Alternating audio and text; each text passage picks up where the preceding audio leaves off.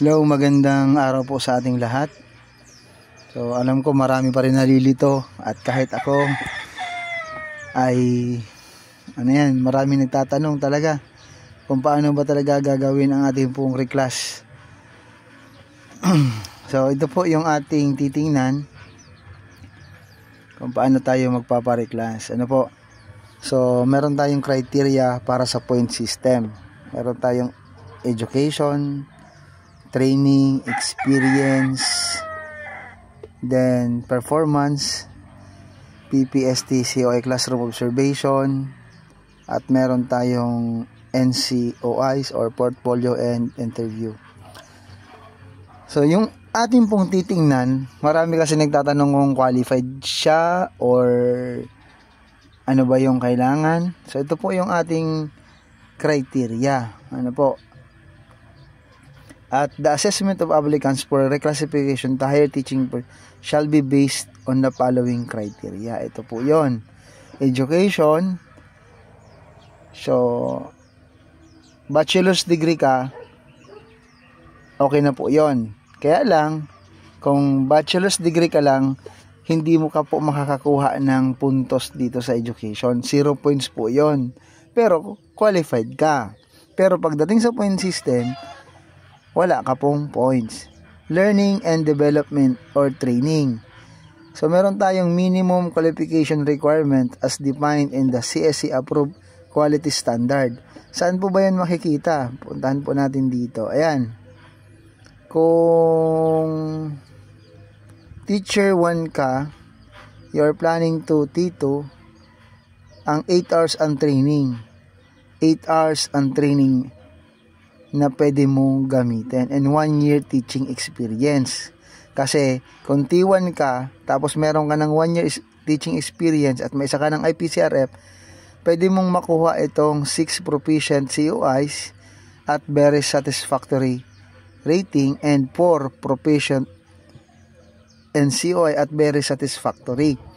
So kung magpapatito ka, kung titingnan po natin, alan po ba yung titingnan nating IPCRF? Yung pong inyo pong IPCRF na may form, di ba kapag kayo po ay naggagawa ng inyong IPCRF, meron tayong electronic IPCRF. Meron doon form na IPR, yung summary, meron din naman nakalagay yung mga indicator. Tingnan nyo po doon. Ito pong 6 COI at 4 proficient, nandoon po yon. So, ibig sabihin, kailangan mong maabot na meron kang 6 na COI na proficient at 4 na NCOI. So, meron po yan doon. So, kung ganon, kapag 5 lang at ang isa S, hindi ka na po qualified. Ano po? So, dito naman, teacher 1 and 2, pwede kang mag-teacher 3. So, 16 hours. Yung mga hours naman po ito, kung 16 hours lang, minimum po yan.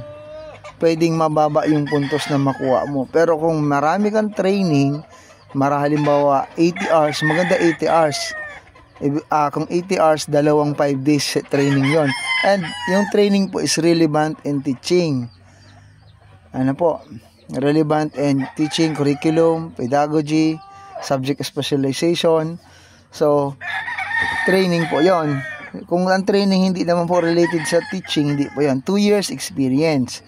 So, kung teacher 1 ka, 2 years experience po ang kailangan doon. Ano po? 2 years experience. So, sa tito naman, kung tito ka, pwedeng 1 year lang. Kung tito ka na in 1 year. Kasi meron kang T1 na dati. So, ang kailangan mo is 12 proficient COI. Ang lalabas mo to, 2 IPCRF ang kailangan yung ihanda. Kung sakto lang, ito po sabi kasi ng iba, pag may S daw, automatic DQ. Kung may S ka, tapos yung required na performance requirements ay sakto lang doon sa IPCRF. Halimbawa, yung 2 IPCRF mo is 12 COI yun, wala ka ng ibang pagkukunan. Kaya automatic DQ ka talaga. Kaya kung i-aim mo po yung higher position from T1 to T3, so kailangan mo ng dalawang IPCRF, talagang kung may S ka doon, possible na ma-disqualified ka. Pero ang pinakamaganda, punto po kayo sa inyo pong HR or yung committee na magpapacilitate po ng reclass para sigurado kayo. Ipapacheck nyo po yon. Halimbawa naman, T1 to T4. So dito, 3 years teaching experience. Bakit 3 years teaching experience? Kasi kung T1 ka, 3 IPCRF ang kailangan mo para ma-meet mo ito. So kung para ma-meet mo itong 21 proficient, kasi binilang ko siya nung last day, nung Merkules, binilang ko po yung IPCRF yung ginamit natin for the past 3 years. Binilang ko po yung COI. Kompleto po, 21 po lahat yun at 16 na NCOI. Kaya kung T1 ka, papasok ka ng T4, talagang kailangan wala kang S na rating. So, kung gusto nyo naman, mag-T3 kayo, ito lang yung requirements, 12 and 8. Kung may kung sa dalawang IPCRF or 3, baka ma-qualified kayo. Pwede magtanong uli kayo. So, yan ang ating requirements sa basic requirements natin sa sa ating pong performance. Tingnan nyo po ito, nandito po ito sa DBM Joint Circular number 1, series of 2025. Nandito po yan sa memorandum na yan. So, balikan po natin yung criteria. Okay. So, yan po ang sa performance natin. Yung training naman natin, ulitin ko, mas maganda, mas marami. Halimbawa, 80 hours. Kung meron lang naman kayong inattend na 80 hours, pwede na yun. Kung may NIAP kayo, yung mga NIAP training, pwede nyo pong i-attach. Sa performance naman, sa performance, ito pong performance na ito, kailangan, hindi po dito ilalagay yung ating IPCRF. Ang ilalagay po natin dito, yung ating pong rating. Yung rating po natin dito. Okay, punta naman po tayo dito. Ito yung nalilito talaga, classroom. Ito pong non-classroom and classroom observable indicators. Dito po, sa classroom observable indicators, hindi po kayo mag-a-attach ng IPCRF. Ang gagawin po ito is true classroom observation. True classroom, yan po. Measured true classroom observation po ito. Ibig sabihin, prepare kayo ng lesson plan na inyo pong i-demo at mas maganda, mayroon na kayong hawak na rating sheet para malaman nyo yung NCOI na doon kayo magpo-focus para sa teaching. Kasi may observe agreement form naman na ito po yung aking ipapakita. Nandun po yung mga indicator na i-demo ninyo. Huwag kayong gagawa ng lesson plan na basta na lang, tapos pagdating doon sa rating sheet, yung highlights ng inyo pong pag-demo ay hindi makikita doon sa mga indicator na i-rate nila.